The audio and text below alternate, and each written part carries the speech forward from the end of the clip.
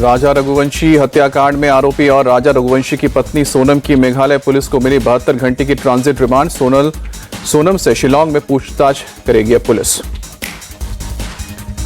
Meghalaya police आज दोपहर पटना से फ्लाइट से सोनम को ले जाएगी शिलांग। गाजीपुर से सड़क मार्ग से सोनम को पटना लाएगी मेघालय पुलिस।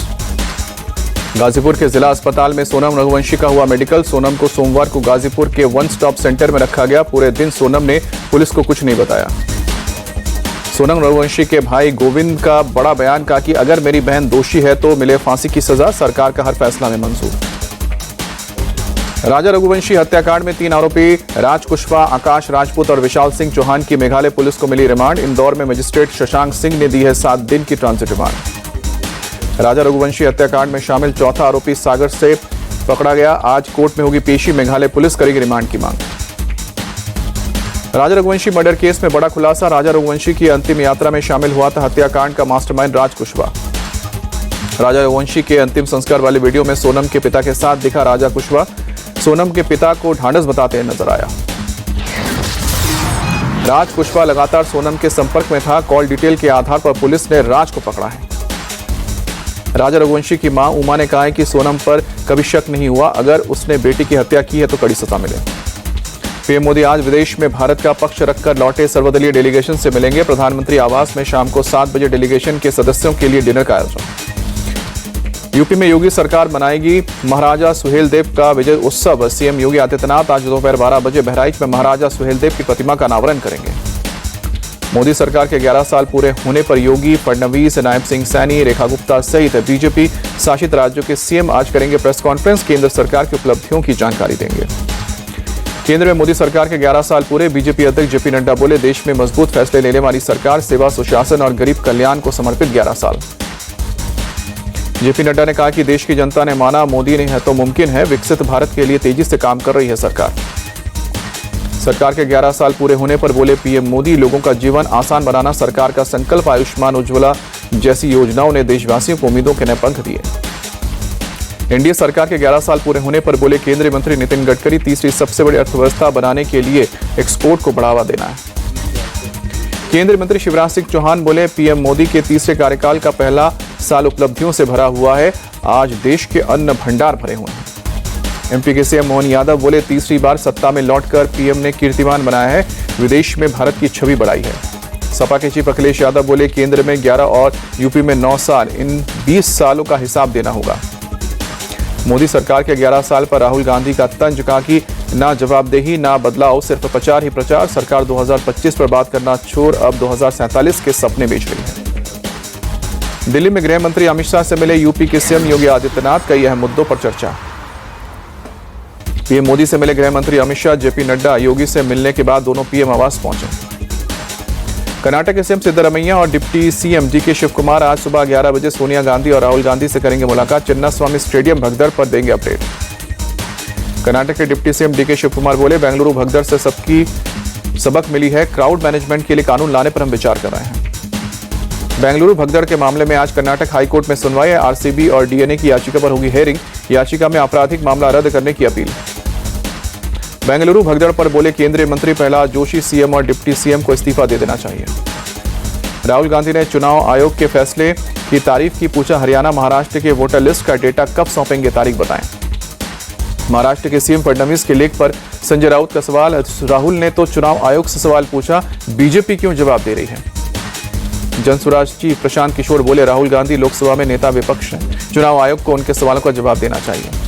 केंद्रीय मंत्री ललन सिंह बोले, राहुल गांधी बिहार चुनाव में हार मान चुके हैं, इसलिए भूमिका बना रहे हैं। उद्धव से गठबंधन के सवाल पर बचते दिखे राज ठाकरे, कहा कि सवाल मुंबई के लोगों के पलायन पर होना चाहिए।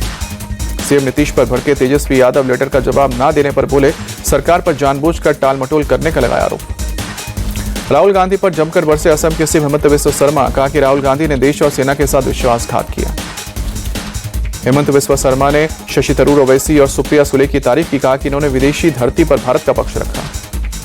नेशनल कॉन्फ्रेंस के चीफ फारूक अब्दुल्ला का बयान, कहा कि जम्मू कश्मीर को राज्य का दर्जा दिलवाना हमारे लिए एक मुद्दा है, ये कभी खत्म नहीं होगा। फारूक अब्दुल्ला ने कहा कि जम्मू कश्मीर सरकार का पर्यटन पर पूरा फोकस है, इसे फिर से शुरू कराने की पूरी कोशिश हो रही है। एडवोकेट प्रवीण पटेरिया के घर पर चल रही राशन की दुकान पर हुई वारदात। राशन के लिए हुए विवाद में प्रवीण पटेरिया ने लाइसेंसी बंदूक से फायरिंग की। राहुल गांधी ने फायरिंग में युवक की मौत पर किया एक्स पोस्ट, लिखा दलित होकर हक मांगने के लिए गोली मारी गई है। मोदी सरकार के 11 साल दलितों, आदिवासियों, पिछड़ों और अल्पसंख्यकों के लिए अपमान, हिंसा और भेदभाव भरे रहे हैं। राहुल गांधी ने आरोपियों की तुरंत गिरफ्तारी और सजा की मांग की है। लिखा, ये लड़ाई सम्मान, न्याय और बराबरी की है और हम ये लड़ाई हर हाल में जीतेंगे। मुंब्रा रेल हादसे पर बोले शिवसेना यूबीटी नेता आदित्य ठाकरे, पिछले 2 से 3 सालों में कई हादसे हुए हैं, कोई जिम्मेदारी नहीं लेता। मुंबई रेलवे हादसे पर मुआवजे का ऐलान, मंत्री गिरीश महाजन बोले मृतकों के परिजनों को 5-5 लाख देगी सरकार, घायलों के इलाज के लिए खर्च उठाएगी। खराब मौसम की वजह से भारतीय अंतरिक्ष यात्री शुभांशु शुक्ला का अंतरिक्ष मिशन 11 जून की शाम 5:30 बजे तक के लिए टाला गया। नासा के केनेडी स्पेस सेंटर से ISS के लिए आज लॉन्च होना था एक्सिस ओम 4 मिशन। भारतीय वायुसेना के ग्रुप कैप्टन शुभांशु शुक्ला का अंतरिक्ष मिशन तीसरी बार टला है। राकेश शर्मा के बाद शुभांशु शुक्ला अंतरिक्ष में जाने वाले दूसरे भारतीय अंतरिक्ष यात्री होंगे। स्पेस मिनिस्टर जितेंद्र सिंह बोले शुभांशु शुक्ला का स्पेस में जाना गर्व की बात, यह भारत की स्पेस कैपेबिलिटी को बताता है। शुभांशु शुक्ला की मां बोली, हम लोगों का सपना था कि वो एयर चीफ मार्शल बने, लेकिन शुभांशु की उपलब्धि उससे भी बड़ी है। केरल के कोझिकोड में बेपोर तट के पास सिंगापुर के कार्गो शिप में लगी आग, कोस्ट गार्ड के जवान बुझाने में जुटे, राहत और बचाव का काम जारी। हादसे में 4 क्रू मेंबर लापता, 5 क्रू मेंबर घायल। जहाज में कुल 22 क्रू मेंबर सवार थे, 18 मेंबर को बचाया गया। दिल्ली हाईकोर्ट ने बाटला हाउस इलाके में अतिक्रमण हटाने पर रोक लगाने से किया इनकार, अगली सुनवाई 11 जून को होगी। यूट्यूबर शर्मिष्ठा पनौली के खिलाफ मुख्य शिकायतकर्ता वजाहत खान कोलकाता से गिरफ्तार, सोशल मीडिया पर हेट स्पीच और धार्मिक भावना को ठेस पहुंचाने का आरोप। यूट्यूबर जसवीर सिंह को 14 दिन की न्यायिक हिरासत में भेजा गया, पाकिस्तान के लिए जासूसी करने का आरोप। दिल्ली पटियाला हाउस कोर्ट से आतंकी तव्वूर राणा को राहत, परिवार से एक बार फोन पर बात करने की मिली इजाजत। जेल के नियमों के अनुसार ही कॉल कर सकेगा तव्वूर राणा, तिहाड़ जेल के सीनियर अधिकारियों के सामने होगी बातचीत।